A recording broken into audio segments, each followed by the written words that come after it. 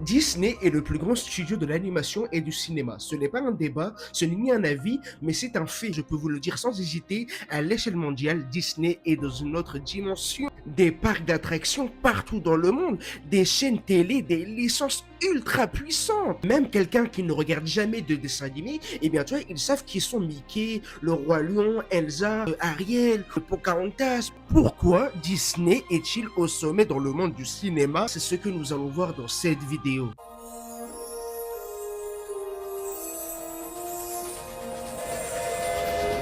L'histoire va débuter le 5 décembre en 1901 dans la banlieue de Chicago. Et dans cette banlieue, il y avait un petit garçon, Walter Disney. Il avait pour passion le dessin. Mais vraiment, tout ce qu'il croisait, les gars, il le dessinait, tel un passionné. Donc très vite, tu vois, il va faire comprendre à sa famille qu'il veut en faire son métier. Mais son père, Elias Disney, n'est pas de cet avis, car pour lui, cette passion-là est inutile. Il est vraiment saoulé que son fils dessine tout le temps. Mais heureusement que notre petit Walt se donne vraiment à fond dans ce qu'il fait, et ça, l'équipe, ça fait vraiment plaisir à son père, et décide même de lui payer l'école de ses rêves. Bon, l'équipe, faites pas attention à mon anglais, parce que mon anglais, il est catastrophique, mais cette école va s'appeler le McNay High School, pour qu'il puisse apprendre le dessin et la caricature. Bien plus tard, il va faire la rencontre d'un certain Hub Iwerk, avec qui il va monter sa toute première affaire, une agence de dessin animé publicitaire. Mais malheureusement, ça a fait faillite au bout de une année. Parce qu'en fait, l'équipe, tu vois, les gens s'en fichaient complètement d'avoir un dessin animé pour faire de la pub. Mais à ce moment-là, notre cher Walt, il avait que 19 ans. Donc un échec, il s'en fout complètement. C'est pas ça qui va le faire abandonner. Plus tard, il va même décrocher un contrat d'apprenti avec une boîte de production.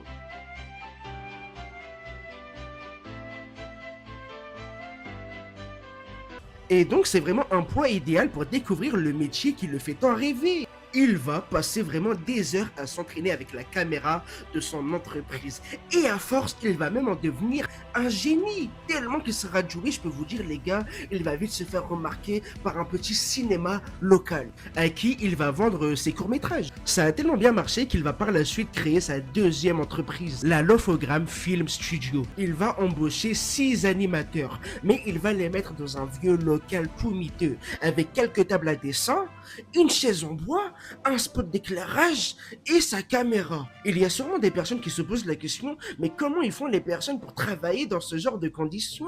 Eh bien en fait c'est vraiment très simple. Quand Walt Disney parle de sa passion pour l'animation à des gens qui veut recruter, eh bien tu vois, il arrive à être très convaincant en disant que l'animation ça va révolutionner le monde du cinéma et qu'ils auront un énorme coup à jouer. En gros tu vois, ils leur mettent des étoiles dans les yeux. Mais pas de chance, Walt Disney n'a pas la vie facile parce que seulement un mois après la signature de son contrat, son distributeur fait faillite. C'était vraiment son client principal. Donc Walt, il ne peut vraiment plus payer personne.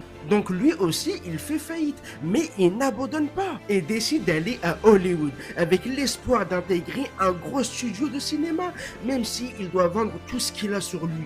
Et tout ça sans savoir ce qu'il va l'attendre là-bas.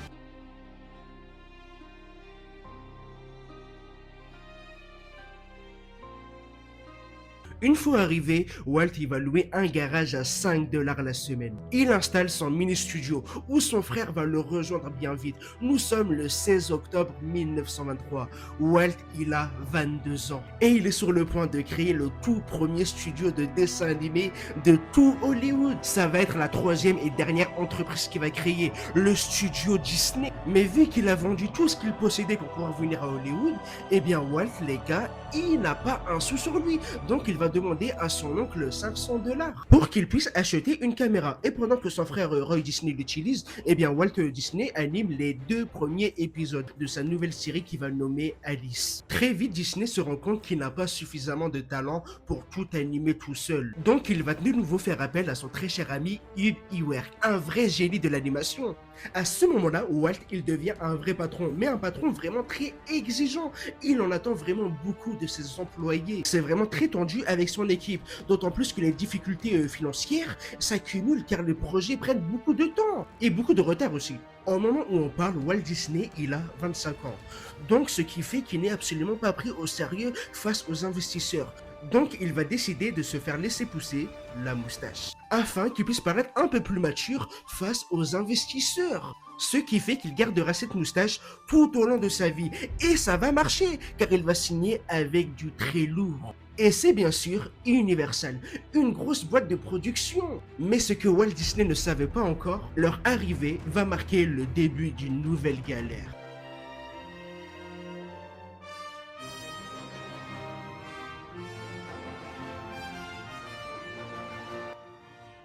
Avec Universal, tout se passait bien au début. La production vient de commander une toute nouvelle série à Disney, avec comme personnage principal un lapin du nom de Oswald. Le problème avec tout ça, c'est que les créations de Disney ne sont pas du tout à son nom, mais à celui de Universal, ce qui fait qu'il peut les exploiter quand il veut, et même les reproduire à sa guise. Et ça, Walt Disney, il va s'en rendre compte, mais vraiment bien plus tard. Et de la pire des manières en plus. Une fois que Walt Disney et son équipe ont bien popularisé Oswald, eh bien Universal leur a fait bien comprendre qu'ils n'avaient plus besoin d'eux. Donc, tu vois, il leur a demandé gentiment de partir. Tu vois, ils avaient embauché une autre équipe prête à reproduire les mêmes dessins animés pour 2 fois moins cher en plus. Du jour au lendemain, Walt Disney se retrouve vraiment sans boulot. Et il est couvert de dettes. Il n'a vraiment pas eu la vie facile, ce con. Moi, je vous le dis, les gars. Bien sûr, notre cher Disney ne se laisse pas abattre. Et en plus de ça, il ne fera pas une deuxième fois la même erreur. Il va garder sa sécurité en gardant les droits de sa prochaine création. Et ça tombe bien vu qu'il a déjà une idée en tête. Et c'est un petit personnage qui ressemble à une petite souris. Il va devenir emblématique. Normalement, vous l'avez tous. Et c'est bien sûr Mickey Mouse, qui a vu jour le 18 novembre en 1928. Tout ça grâce à Ub, son pote, qui va s'occuper de l'animation pendant que Walt écrivait les scénarios. En fait, ce qu'il faut savoir, c'est que Ub, il est vraiment trop fort. En seulement 2 semaines, il a fait plus de 8000 dessins. Est-ce que vous vous rendez compte, c'est quoi 8000 dessins en 2 semaines? C'est énorme! Mais Walt, il voit les choses encore plus grandes. Il veut une distribution internationale. Donc, il va décider d'aller à la Metro-Goldwyn-Mayer pour proposer son projet. Mais le problème à l'arrivée du cinéma parlant, eh bien Walt Disney, il a compris qu'il avait un gros coup à jouer en ajoutant une bande sonore à l'aventure de sa petite souris Mickey Mouse. Et ça a vite cartonné à la sortie de Steamboat Willie. Mickey Mouse est vraiment devenu une star internationale, vraiment la plus connue de son époque. Grâce à ça, Disney, il commence même à gagner sa vie, et même très bien. Et je peux vous dire, avec tout ce qu'il a enduré pour en arriver là, eh bien, il l'a vraiment mérité. Et pourtant, Walt Disney n'a toujours pas accompli son rêve de pouvoir réaliser des longs courts-métrages d'animation.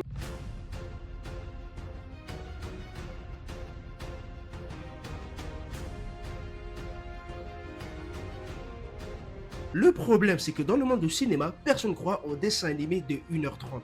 Déjà que les films, il n'y en avait pas beaucoup à l'époque, alors les dessins animés, il n'y en avait absolument pas. En fait, pour les gens de l'époque, les dessins animés, c'était là juste pour amuser la galerie. Mais notre cher Walt, lui, il s'en fout complètement. Il veut faire de l'animation tout un art. Et il a déjà une idée en tête. Car en 1934, Walt Disney fait venir ses animateurs en urgence. Il les attend avec un projecteur placé en contre-plongée, projetant des ombres inquiétantes sur son visage. Disney va alors nous raconter une histoire en mimant tous les personnages avec un jeu d'acteur vraiment incroyable. Il finira sa prestation à genoux et en larmes. C'était bien sûr l'histoire de Blanche-Neige et les 7 nains. En fait, pour ce nouveau projet, Walt il va s'entourer de tout un tas de professionnels de l'animation, mais aussi de scénaristes, pour qu'ils puissent l'aider à mieux raconter son histoire. Sauf que toute l'équipe va prendre énormément de retard et accumuler des dettes pas possibles. En fait, le budget du film est de 500 000 $. Et pour l'époque, c'est vraiment énorme. Mais heureusement, grâce au banquier qu'il arrive encore à convaincre, il obtient un prêt de 1 million de dollars et vend le film à un budget total de 1 500 000 $. C'était vraiment du jamais vu dans le monde du cinéma, en tout cas de l'époque. Mais le problème avec tout ça, c'est que si Blanche-Neige est un échec commercial, alors là, vous pouvez être sûr et certain que Walt Disney ne pourra jamais se relever. Donc bien sûr, Walt, il a une pression de fou malade. Et en plus de ça, tous les journaux et les producteurs de Hollywood, ça parle de lui comme un grand malade, comme si c'était un grand fou. Son avenir va vraiment se jouer à la première du film. Et pendant qu'il retient son souffle pendant la réaction des gens, Boum, le film fait un énorme succès. Et ça, personne y croyait. Il a été vu plus de 20 millions de fois. Et ça, c'est énorme. Et en plus de ça, l'équipe, ça a rapporté plus de 8 millions de dollars.